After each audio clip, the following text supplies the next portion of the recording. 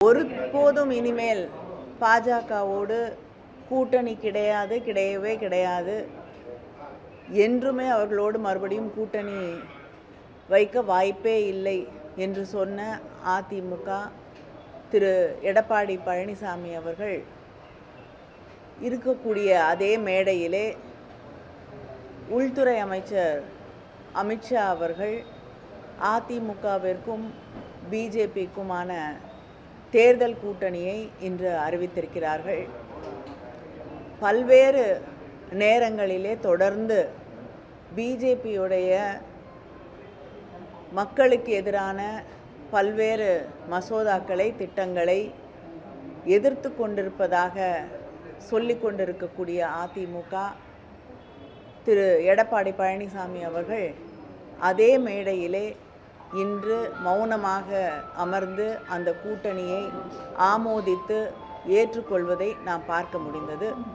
இது பட்டவர்த்தனமாக, தெளிவாக தன்னுடைய இயக்கத்தை மட்டுமல்லாமல் தமிழ்நாட்டு மக்களுக்கும் அவர் செய்திருக்கக்கூடிய மிகப்பெரிய துரோகம் என்பதை எடுத்து காட்டக்கூடிய ஒரு கூட்டணியாகத்தான் இந்த கூட்டணி அமைந்திருக்கிறது. இதைத்தான் நம்முடைய முதலமைச்சர் அவர்களும் தொடர்ந்து அவர்கள் பிரிந்து விட்டதாக சொன்னாலும் தொடர்ந்து அவர்கள் தொடர்பிலேயே இருக்கிறார்கள். இந்த கூட்டணி மீண்டும் உருவாகும் என்பதை சுட்டிக்காட்டி கொண்டிருந்தார்கள். அந்த உண்மை இன்று வெளியாகி இருக்கிறது.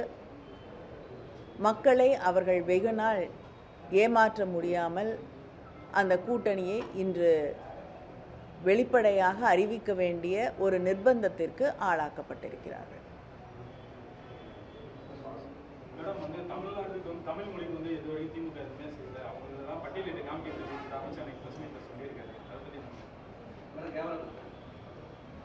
இல்லைங்க, ஒரு தமிழ் சங்கம் நடத்துகிறோம் அப்படின்னு சொல்லி காசி தமிழ் சங்கத்தில் நாங்கள் நடத்தி இருக்கிறோம். அது நாங்கள் தமிழுக்காக செய்திருக்கக்கூடிய மிகப்பெரிய தொண்டு அப்படின்னு சொல்கிறாங்க. காசி தமிழ் சங்கம் நடத்துறதுங்கிறது தமிழ் காசிக்கு செய்திருக்கக்கூடிய ஒரு நன்மையாக நாம் எடுத்துக்கொள்ளலாமே தவிர அதனால் தமிழ் எப்படி வளருதுன்னு எனக்கு தெரியவில்லை. முதலமைச்சர் அவர்கள் பல முறை தொடர்ந்து சொல்லியிருக்கிறார்கள். சமஸ்கிருதத்திற்கு கிட்டத்தட்ட 2400 கோடிக்கு மேலே அங்கே இருக்கக்கூடிய ஒன்றிய அரசாங்கம் செலவழிக்கிறது. ஆனால் தமிழுக்கு இவங்க வளர்க்குறதா சொல்லக்கூடிய தமிழுக்கு 100 கோடி கூட அவங்க ஒதுக்கீடு செய்வதில்லை. இப்படி ஒரு பாரபட்சமாக நடந்து கொள்ளக்கூடிய ஒரு ஆட்சி, தமிழ்நாட்டில் நடத்தக்கூடிய கேந்திரிய வித்யாலயாவில் கூட தமிழ் சொல்லி கொடுப்பதற்கான நிரந்தரமான ஆசிரியர்களை நியமிக்காத ஒரு ஆட்சி என்ன தொண்டை தமிழுக்காக அவர்கள் செய்துவிட முடியும்? எங்கேயாவது போகும்பொழுது பிரதமர் திருக்குறளை சொல்லுவதும், நிதியமைச்சர் அவர்கள் திருக்குறளை எடுத்து மேற்கோள் காட்டுவதும் தமிழை வளர்க்கக்கூடிய ஒரு முயற்சியாக நாம் எடுத்துக்கொள்ள முடியாது. இவங்க தமிழுக்காக என்ன செஞ்சுருக்காங்க? ஹிந்தியை தொடர்ந்து திணித்து கொண்டிருப்பதை தவிர அவங்க தமிழுக்காக எதையும் செய்ததாக நாம் கிடையாது. அதை தாண்டி மும்மொழி கொள்கையை திணிப்பதாக இருக்கட்டும், SSA ஃபண்ட்ஸை நிறுத்தி வச்சுட்டு நமக்கு தரமாட்டேன்னு சொல்லக்கூடிய ஒரு நிலையாக இருக்கட்டும், இப்பொழுது நாடாளுமன்றத்திலே நிறைவேற்றப்பட்ட வக்ஃப் போர்ட் பில்லாக இருக்கட்டும், சிறுபான்மையருக்கு எதிராக, இஸ்லாமியர்களுக்கு எதிராக நிறைவேற்றப்பட்ட அந்த மசோதாவாக இருக்கட்டும், நீட்டாக இருக்கட்டும், இல்லை தமிழ்நாட்டுக்கு வரவேண்டிய நிதி அது நிறுத்தி வைக்கப்பட்டிருக்கக்கூடிய நிலையாகட்டும், இது அத்தனையும் எதிர்த்து குரல் கொடுக்கிறோம் என்று சொன்ன அதிமுக அதோடைய தலைவர் இன்று அவருடைய நிலைப்பாடு என்ன? நாங்கள் சமீபத்தில் தான் சிறுபான்மை மக்களோடு நாங்கள் நிற்போம் அப்படின்னு ஒரு ஆணித்தரமாக பேசினார் மேடையிலே.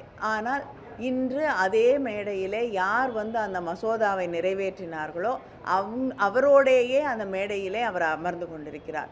அதைவிட மோசமாக தன்னுடைய கட்சியின் தலைவர்களை, பேரறிஞர் அண்ணா, அடுத்து அம்மையார் ஜெயலலிதா அவர்களையெல்லாம் விமர்சித்து தரக்குறைவாக பேசிய ஒரு தலைவரோடு இன்று மேடையிலே அமர்ந்து கொண்டு கூட்டணியை யாரோ ஒருவர் அறிவிக்க இவர் அமைதியாக அதை கேட்டுக்கொண்டிருக்கக்கூடிய நிலை.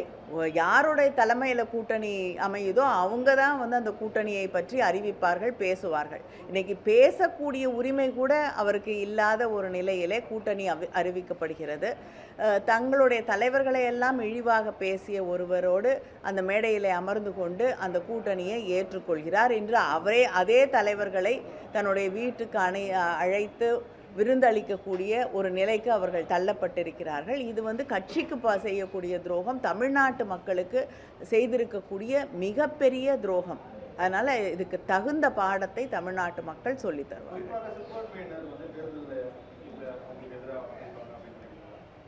தமிழ்நாட்டு மக்கள் வந்து சிறுபான்மையினர் மட்டும் இல்லை, சிறுபான்மையர் மிக தெளிவாக அவங்களை எந்த காலத்திலையும் நம்பியது இல்லை. வந்து வரக்கூடிய தேர்தலில் இவங்க இன்னைக்கு தமிழ்நாட்டுக்கு செய்திருக்கக்கூடிய துரோகம், இதுக்கு சரியான பாடத்தை மக்கள் அவர்களுக்கு கற்றுத்தருவார்கள்.